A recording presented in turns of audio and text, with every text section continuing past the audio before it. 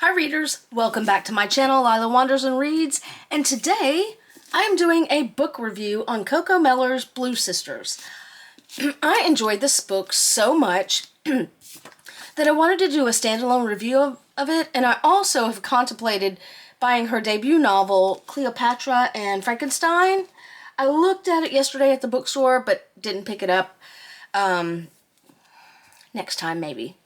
Anywho, Blue Sisters is about three sisters and a fourth sister who is now dead. And this occurs a year after the death, and they are all in some way, as one could expect, derailed by the sister Nikki's death. So we've got three sisters. Avery, the oldest, she's a lawyer, lives in London with her wife. Bonnie, who's a former boxer, now turned bouncer in LA, I think. And then Lucky, who's the youngest and a model and a complete train wreck. Lucky is a train wreck on the outside. And I have to tell you, when I'm reading a book, when someone is reckless with their job, it makes me very anxious. It's like the equivalent of what horror used to do to me. It makes me very anxious. And on the outside, Lucky is just all of that. And in a way, Lucky's just living her grief out loud. But Avery is gone off the rails as well. She just does it in more quiet and less visible ways. And Bonnie, same. And until finally one incident. So they all have to come back to North Carolina. They all have to come back to New York because their mother has decided, even though the girls have been paying the mortgage on the apartment, that she and the father want to sell it. So they come back with a plan to not sell the apartment or figure out how to get their mom not to sell the apartment. And that does not work out the way they expect. They get in a huge fight, which is one of the things that I really loved about this book, is they fight like sisters, at least in my experience, do. Or they take the worst things that you could say to a person, the thing that will hit them hardest, and say it out loud. Like if a non-sister said anything like that to you, you would never speak to them again. But sisters, you're kind of stuck with each other. There is also, trying to get to one thing that I really loved about this. It's a tale of addiction and loneliness and grief. And one of my favorite parts in this is something I actually really connect with. And Avery is talking to a friend or something about why she stopped coming to AA meetings, because she's a former addict, because she stopped when she couldn't listen to people talk about God anymore. And she says, I couldn't handle hearing about someone's higher power never gives them anything they can't handle. If that was the case, we wouldn't have rape or child abuse or incest or domestic violence, and people wouldn't develop PTSD or complex trauma or creeping drug dependencies, all of which are the direct results of being given exactly what you can't handle. And I underlined every sentence of that, every word of that couple of sentences, 100%. I hate that, and I hate when people think they are going to pray something away. I had an experience with that with my mother, where when she was diagnosed with glioblastoma, there were people, her friends, who said, oh, you'll beat it, it's unbeatable. And so I have a lot of leftover resentment from listening to people say about, oh, that kind of stuff, and we'll just pray it away, and blah, blah, blah. I get really angry about that. So I really connected with this part of the book.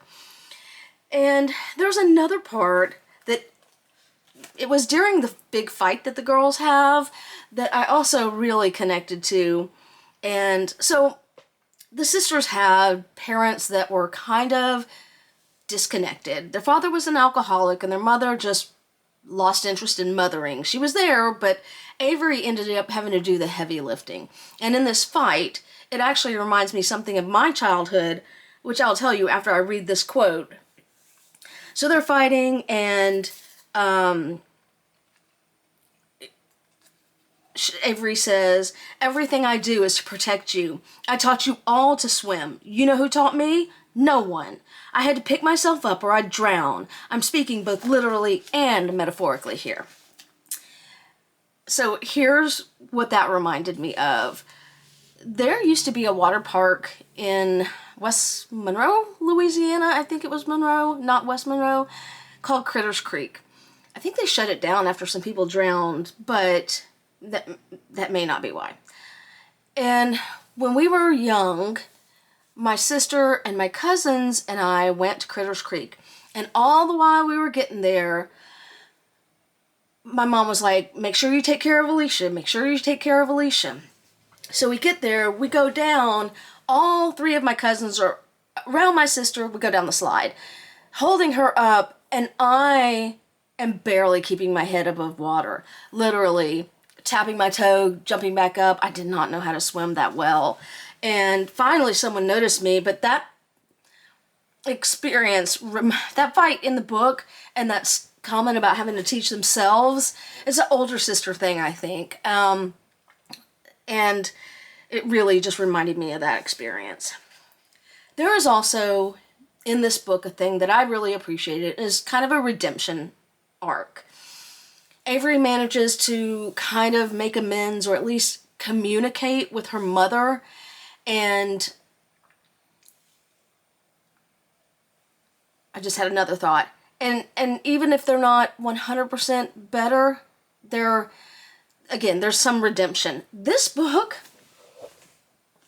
also, in that part of it, in the redemption arc between a parent and a child, reminds me of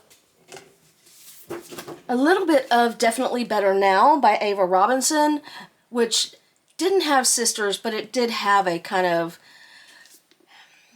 dysfunctional relationship between a parent and a child, similar to the one that the Blue Sisters had with their parents.